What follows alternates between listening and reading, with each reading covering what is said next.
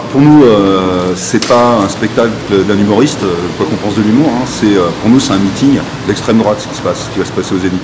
Aujourd'hui, depuis pas mal d'années, Dieudonné, il a abandonné depuis très longtemps la lutte antifasciste. Hein. Il avait commencé à Dreux.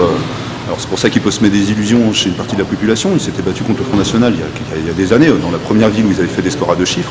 Aujourd'hui, il est passé de l'autre côté de la barrière, sans problème. Hein. On peut rappeler le fait qu'il fasse...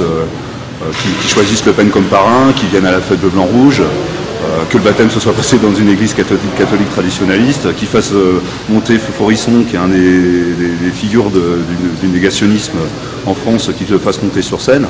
On peut dire ce qu'on veut, pour nous là on n'est pas dans de la provoque, on n'est pas dans un complice qui est malheureux de l'extrême droite, on est pour nous dans le cas d'un meeting d'extrême droite tenu par un militant d'extrême droite et qui est dangereux. Donc c'est pour ça qu'on ne veut pas que ce meeting se tienne.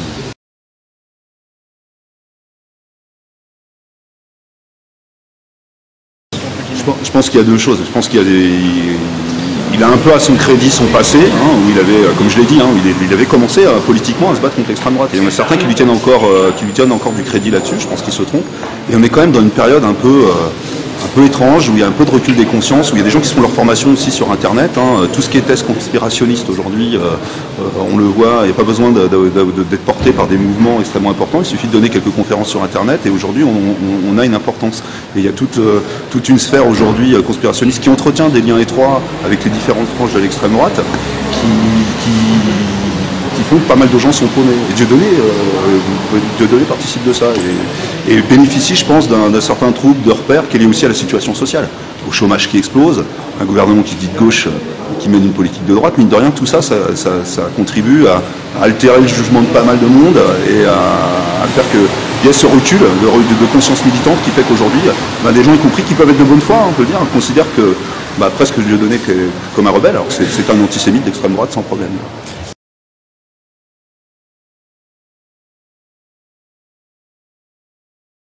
Ce communiqué de presse est un premier pas. Derrière, on fera des actions, on vous préviendra, mais des actions visibles sur Orléans. On fera savoir, nous, pourquoi on pense que ce meeting ne doit pas avoir lieu et pourquoi il ne faut pas y aller. Et après, on met aussi la mairie d'Orléans devant ses responsabilités, parce que ça se passe à Orléans, aux Zénith d'Orléans, devant ses responsabilités. Est-ce qu'ils acceptent ou pas qu'un meeting qui est tenu par un individu qui aujourd'hui fait de la pub à ceux qui nient l'existence des chambres à gaz puisse se tenir. Après, c'est un choix politique des autorités locales.